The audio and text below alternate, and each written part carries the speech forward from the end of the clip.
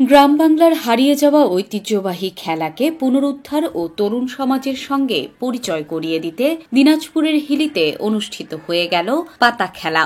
মানুষ ও সাপ দিয়ে এমন পাতা খেলা দেখতে পেরে দারুণ খুশি দর্শনার্থীরা। নিয়মিত এমন আয়োজনের অনুরোধ তাদের।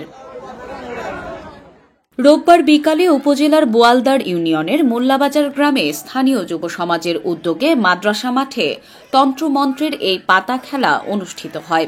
বিকাল থেকে শুরু করে সন্ধ্যা পর্যন্ত চলে এই খেলা। খেলা দেখতে আশপাশের বিভিন্ন এলাকা থেকে হাজারো মানুষ মাঠে ভিড় করেন। নারী, পুরুষ, শিশু সবার উপস্থিতিতে কানায় কানায় পরিপূর্ণ হয়ে যায় পুরো মাঠ।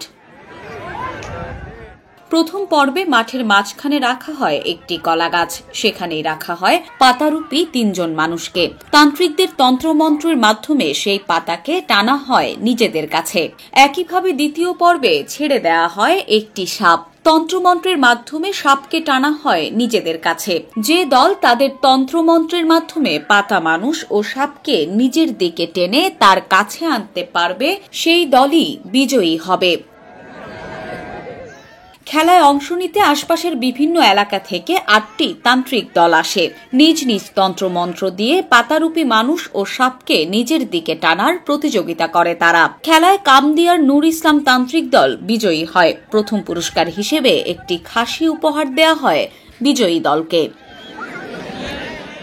পূর্বে গ্রামগঞ্জে এসব খেলা হলেও এখন প্রায় হারিয়ে যেতে বসেছে। মানুষ ও সাপ দিয়ে এমন পাতা খেলা দেখতে পেরে দারুণ খুশি দর্শনার্থীরা। প্রতি বছর এমন আয়োজনের অনুরোধ করেন তারা। এখানে পাতা খেলা হচ্ছে অনেক দিন থেকে, কতদিন থেকে শুনি খালি পাতা খেলা অনেক জায়গায় হয়, আমরা তো কোনোদিন দেখি নাই। আজ নতুন আমাদের গ্রামে আইছে, খুব ভালো লাগতেছে। পাতা খেলা দেখতে এসেছি, কখনো দেখিনি, তাই ভালো লাগতেছে।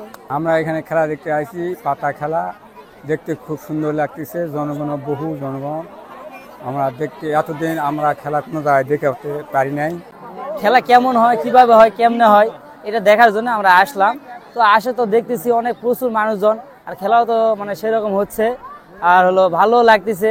যেখানে খেলা হয় সেখানে খেলি। তাই আমাদের খেলার বয়স 8-10-15 বছর ধরে খেলি, ছোট থেকে আর কি খেলি আনন্দ পাই, আমিও আনন্দ পাই, দর্শকও আনন্দ পায়, যার কারণে খেলি। আমরা খেলতে আসি, আসলে জনগণ আনন্দ পাচ্ছে, মজা পাচ্ছে, যার জন্য আমরা খেলেছি। এটা এখন খেলাধুলা হচ্ছে সবারই ভাগ্যে না। আয়োজক কামরুজ্জামান বলেন, যুব সমাজকে মাদক থেকে দূরে রাখতে ও হারিয়ে যাওয়া গ্রাম বাংলার ঐতিহ্যবাহী খেলাকে ধরে রাখতে এবং নতুন প্রজন্মের সঙ্গে পরিচিত করতেই এই পাতা খেলার আয়োজন। এই খেলার আয়োজনের উদ্দেশ্য হচ্ছে, এটা হচ্ছে অনেক পুরাতন ঐতিহ্যবাহী খেলা, যে খেলাটি মানুষের মাঝ থেকে হারিয়ে যেতে চলেছে।